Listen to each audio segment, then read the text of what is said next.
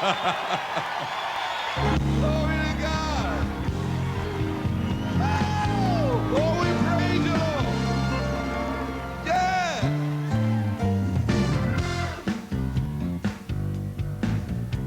Oh, let's clap our hands before the Lord. Yeah. Lord, you're worthy to be praised. Yes, you are. That way. What a transformation. But I tell you, after being in juvenile court 3 months, I realized right then and there that I should have been there my whole career.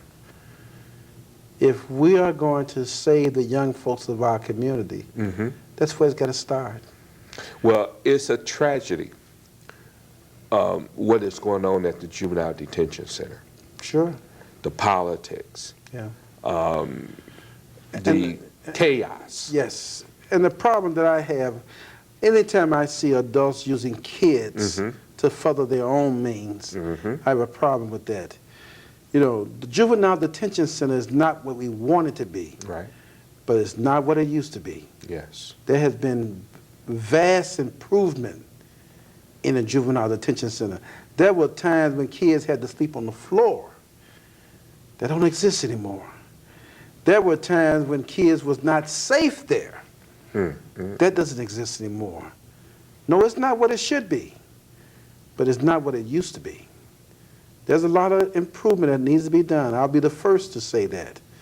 But I must admit that the president of the county board has made every effort to try to improve it. And it's not something you can do overnight. Well, it took years for at that time, the Audi home Absolutely. to get to the point that it's in. Now called the Juvenile Detention Center. Right. Now, let's get back to a little bit about the Bible. And I'm kind of curious, when you go to court, they have you take the oath. What brought that process about? Since there's this big hoorah about separation of church and state. I think we existed as a country that was based on some basic principles that surround Christianity. And that existed for years. As time went on, you got different fractions who took the idea that there has to be separation of church and state, which means you could not pray in school. You could not pray in at a city council meeting. You couldn't put up a Christmas nativity scene on government property. I think we've gone too far with that. If you look at the U.S. Supreme Court building, within its chambers is the Ten Commandments. If you look at the artifacts around the Supreme Court building, they are all biblical artifacts. If you look at our money, clearly saying God we trust. Yes.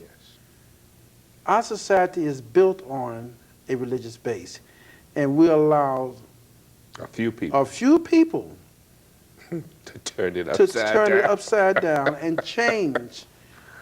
You know, I got an email about a couple of weeks ago. The guy was complaining about there should be a separation of church and state.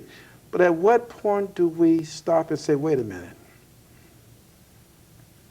We've taken God out of the school and replaced them with metal detectors. Yes.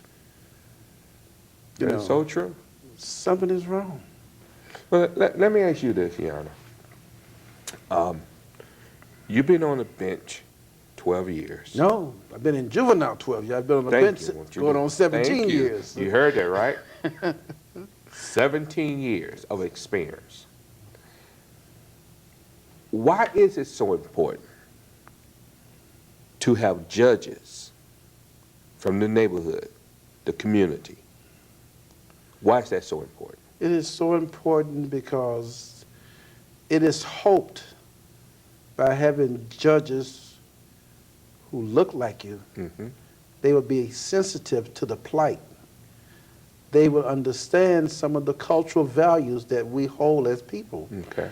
Be it black, African American, be it Filipinos, be it Chinese, you know, or be it Caucasians, you know, and that's necessary. Show you a good example. When I first got to juvenile court, I had a case where a kid came in, a baby, with a fracture to the skull. They wanted to take the woman's baby. She lived in Chicago housing development. The story that I received was that her two older kids, who was like 5 and 8, was jumping in the bed where the baby was. The baby fall on the bed, fall on the floor, hit his head, get a fracture. It was hard for the garden at Lytham and the state's attorney to understand that. Their experiences tell them you can fall off a bed because when you hit the ground, it's carpet. Okay. But myself, having lived in public housing, Okay, you know the difference. I know that when you fall off that bed, you hit tile, Okay. which underneath it is concrete. Yes. The facts the mother gave was very plausible. I returned the kid. What if it had been a white judge who could not understand that experience? Cultural background. Cultural background means a lot. Okay. You know, she wasn't negligence. I don't know any culture where kids don't jump in beds. No, don't I know? And sometimes one fall out. Right. It just happened to fall in the projects is a little more severe than the fall in the suburbs. Let's talk a little bit about your geographical location and what's your boundaries, so the folks in Chicago and the southern suburbs would know where they live in your sub-circuit. My sub-circuit. The second Judicial Sub Circuit consists of the 21st Ward in Chicago, which is under the direction of Alderman Howard Brookins. Okay. The 34th Ward in Chicago, where the alderman is Kerry Alston. And the 9th Ward, which is Mr. Anthony Bill. Okay. Then I come south to the suburbs. I'm west of the Bishop Ford to Cicero. And then I go to 183rd. So I take in Dalton, part of South Holland, Riverdale, Harvey, Polson, Dixmoor, Robbins, Phoenix, Markham, Midlothian, part of Crestwood, Homewood, East Hazelcrest, Blue Island, Calumet Park. That's basically the communities that are part of the... Now, what is the... and Country Club Hills. Country Don't Club forget that. That's one of them. Now, what is the